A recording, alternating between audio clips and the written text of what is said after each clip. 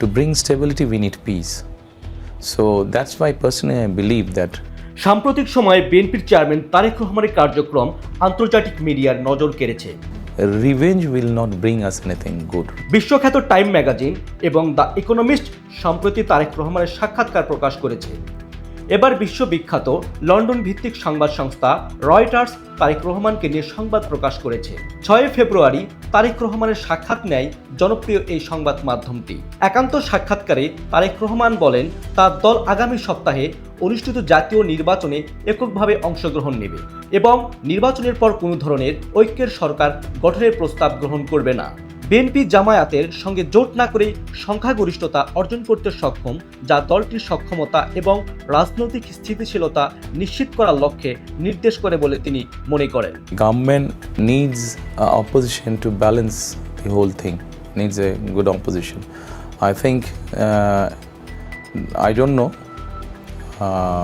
what will be their seat number, but if they are in the opposition, I hope to have them as a good opposition. BNP 300টি সংসদীয় আসনের মধ্যে 2/3 বেশি আসনে জয়ের ব্যাপারে আত্মবিশ্বাসী। দলটি এবার 192টি আসনে প্রতিদ্বন্দ্বিতা করছে, বাকি আসনগুলোতে লড়ছে তাদের জোটসঙ্গীরা। তারেক রহমান রয়টার্সকে বলেন বিএনপি একটি বাস্তবসম্মত কৌশল নিয়ে এগোচ্ছে এবং তিনি যে কোনো বিরোধী দলকে সংসদে গঠনমূলক ভূমিকা পালন করার আহ্বান জানিয়েছেন। জনমত জরিপগুলোতেও বিএনপির সম্ভাব্য জয়ের ইঙ্গিত দেখা যাচ্ছে। তবে জামাত নেতৃত্বাধীন জোট, যাদের সঙ্গে যুবকদের নেতৃত্বাধীন জেএনজি প্রজন্মও রয়েছে, তাই এই জোটকে এখন বিএনপির জন্য একটি শক্তিশালী চ্যালেঞ্জ হিসেবে দেখা হচ্ছে। একই সঙ্গে তিনি উল্লেখ করেছেন দেশের অর্থনৈতিক প্রবৃদ্ধি উন্নয়ন করতে এবং তরুণদের জন্য কর্মসংস্থান সৃষ্টিতে সক্ষম যে কোনো দেশের সঙ্গে অংশীদারিত্বে আগ্রহী তারা। তারেক রহমান বলেন জাতীয় স্বার্থ ও সার্বভৌমত্ব রক্ষা করতেই নির্দিষ্ট কোনো দেশের প্রতি একপক্ষীয়ভাবে নির্ভর করা হবে না।